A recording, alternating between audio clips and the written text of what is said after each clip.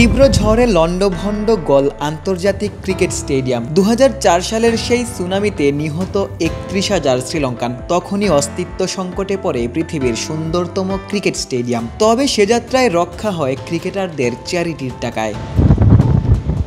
২০১৮ UNESCO থেকে গল stadium ভেঙে ফেলার হুঙ্কার, কারণ স্টেডিয়ামের জন্যই বিশ্ব ঐতিহ্যের গলফোর্ট সৌন্দর্য হারাচ্ছে। অবৈধ স্থাপনা সরিয়ে সেবারও স্টেডিয়াম রক্ষা পেয়েছে। ২০২২-এ আরও একটা ঝড়, ম্যাচের মধ্যেই গ্র্যান্ডস্ট্যান্ড ভেঙে পড়েছিল। এত কিছুর পরও ২৭ বছর ধরে ঠায় দাঁড়িয়ে পৃথিবীর সুন্দরতম ক্রিকেট স্টেডিয়াম।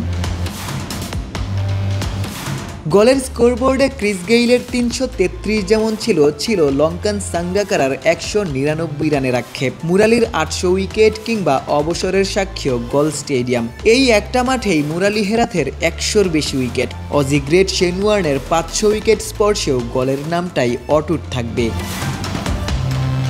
বাংলাদেশের জন্য গল রেকর্ডেরই নাম। এখানেই আশরাফুলের ১৯০ রানের ইনিংস। প্রথম বাংলাদেশি হিসেবে গলেই মুশফিক ডাবল সেঞ্চুরি করেছিলেন। একই ইনিংসে নাসিরও সেঞ্চুরি পেয়েছিলেন। স্কোরবোর্ডে ৩ বাংলাদেশি সেঞ্চুরিয়ন সেবারই প্রথম। এখানেই টেস্টে বাংলাদেশ দলের দলীয় সর্বোচ্চ রান। শ্রীলঙ্কার বিপক্ষে প্রথম সাফল্যও এ মাঠেই।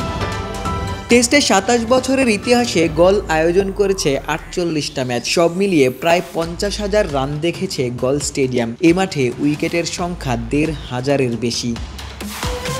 সুনামি, ঝড় কিংবা সংস্কার, সবকিছুর পরও গল স্টেডিয়াম সগৌরবে দাঁড়িয়ে রয়েছে। ঠিক যেমন গলফোর্টের ঐতিহ্য কিংবা ভারত সাগরের গর্জন, গল স্টেডিয়ামেই লেখা হবে কত সহস্র অর্জন। গল আন্তর্জাতিক ক্রিকেট স্টেডিয়াম থেকে আশিক সারোয়ার, নিউজ 24, গল, শ্রীলঙ্কা।